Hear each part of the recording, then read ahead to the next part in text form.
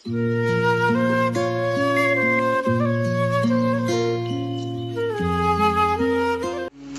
para muhibbin rahimakumullah. Jadi syaitan ini, ujar para ahli suluk, selalu berusaha menggoda kita sampai kepada tahapan-tahapan yang ketujuh, baru syaitan itu berakhir menggoda kita. Sampai 7 tingkat keadaan-keadaan kita, syaitan selalu membisik kepada kita agar kita terjatuh ke dalam jurang yang hina. Para muhibbin rahimakumullah, apa yang 7 itu? Dalam tahapan pertama, syaitan itu mengajak kita dengan ajakan ukfur, kafirlah engkau. Itam jaka kafir, nyaman kada bersembayangan, kada berpuasaan, kada berzakat, kada istilah perjinahan, kafir.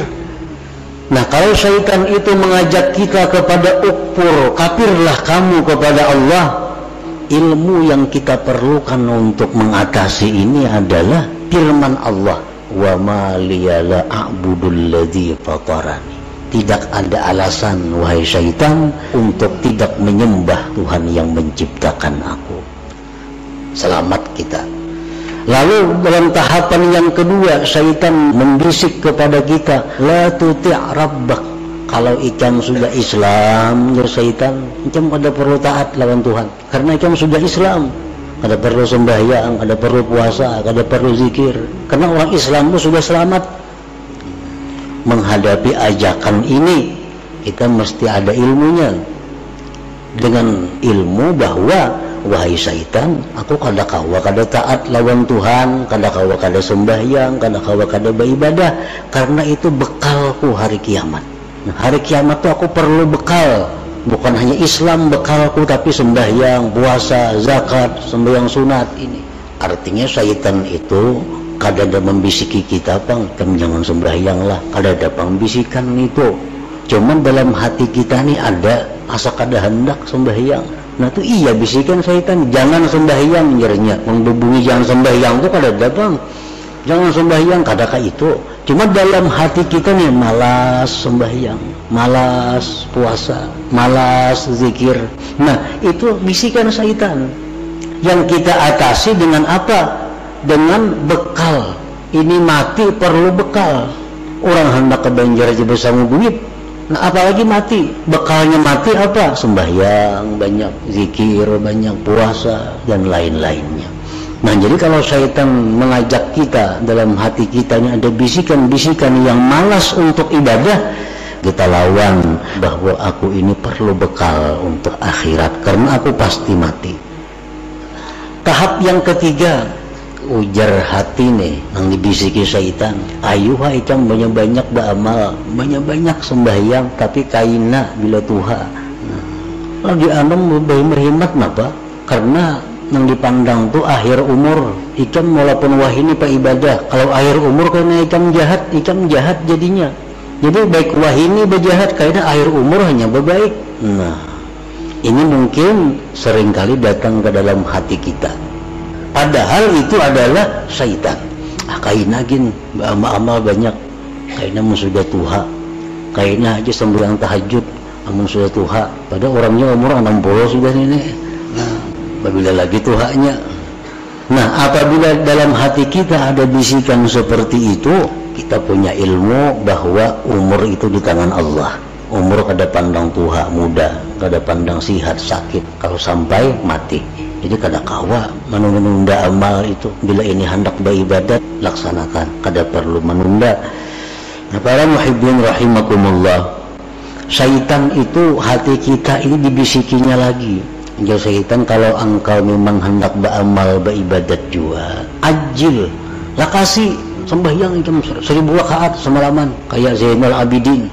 Nah digasaknya kita oleh syaitan supaya banyak-banyak beramal. Tujuannya apa? Bila kena banyak kita busan ampe. Atau lagi tujuan syaitan bila banyak-banyak itu berancap-ancap kada sempurna, sembahyang kada bertumak ninah jadinya.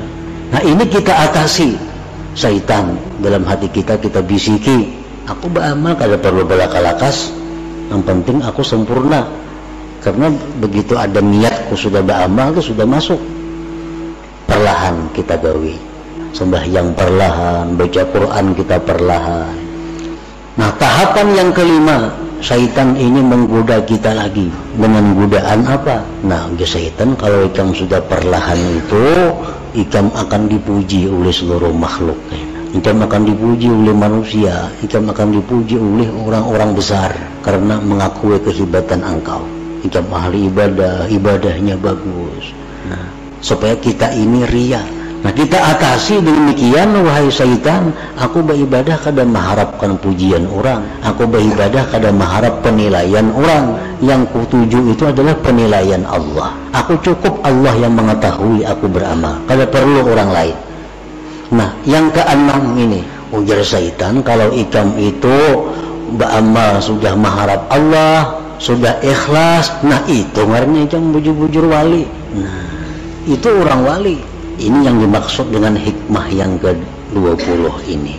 Nah, sekarang engkau sudah wali di syaitan. Ikam beramal perlahan, teratur, ikam mengharapkan sudah karena Allah. Ikam sekarang sudah waliullah.